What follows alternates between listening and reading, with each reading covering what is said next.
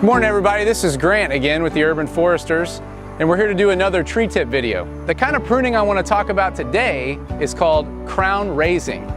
And you can see that truck behind me and all the limbs that are really hanging low over the truck. That would be one reason why we might need to crown raise a tree. We're going to talk about some different situations where crown raising is needed for trees.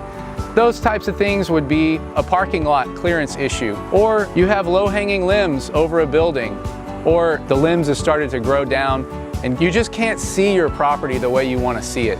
We're going to walk around this property here where our crew is working today and go through some of the basics of crown raising.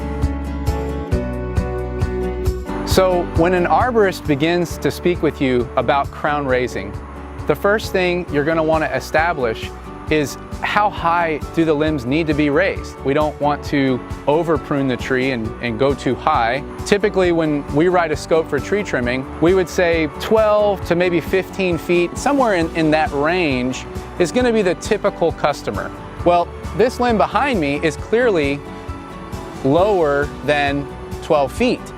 So you might be thinking, oh my gosh, does that mean you're going to remove every single branch that's lower than 12 or 15 feet?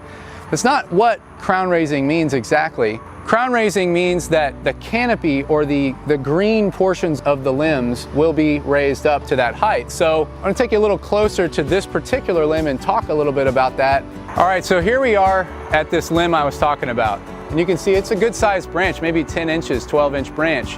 And again, unless you and the arborist have had a specific discussion about removing a limb of this size, our crew's probably not going to take that limb off.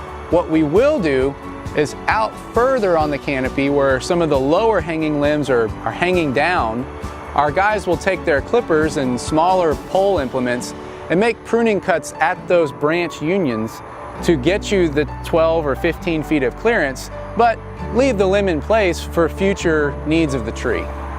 So the only thing remaining after a crown raising project is to clean up all this debris.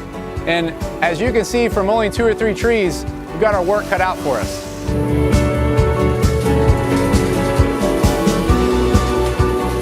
Thanks so much for watching our video today about crown raising. Stay tuned next month for our next tree tip video. Thanks everybody.